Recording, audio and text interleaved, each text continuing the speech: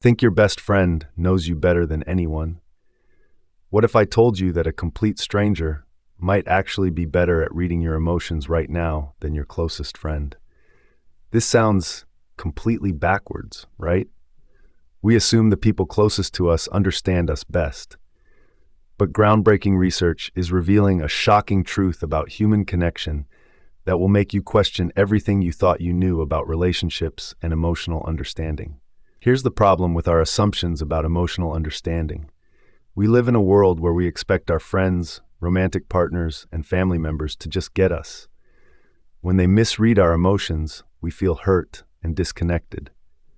But what if this expectation is fundamentally flawed? Scientists decided to test this assumption by conducting fascinating experiments. They had friends and strangers try to identify emotions in emails, and the results were mind-blowing. Friends performed no better than complete strangers at accurately reading emotional content, despite both groups being extremely confident in their abilities. Even more surprising, when researchers measured physiological responses during emotional experiences, strangers actually showed greater synchrony than romantic partners and friends. So why does this happen? There are three key psychological mechanisms at work here. First, attention to explicit cues. Strangers pay more attention to obvious emotional signals because they don't have the luxury of assumptions. When your friend sends you a short text, you might think they're just busy, but a stranger would notice the abrupt tone and correctly identify irritation. Second, the absence of preconceptions. Friends think they know your typical emotional patterns, which can blind them to when you're actually feeling different. Strangers approach each interaction fresh, without baggage about how you usually behave. Third, motivation matters.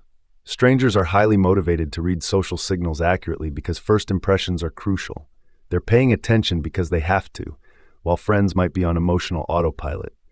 Let me give you some real examples of this in action. In email communication, researchers found that even obvious emotional cues like emoticons, all caps, and exclamation points didn't improve friends' accuracy over strangers.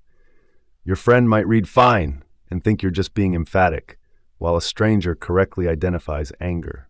In physiological studies, strangers watching emotional videos together showed nearly identical heart rate patterns, stress responses, and breathing synchronization.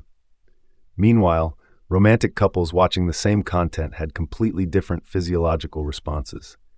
Here's another fascinating example.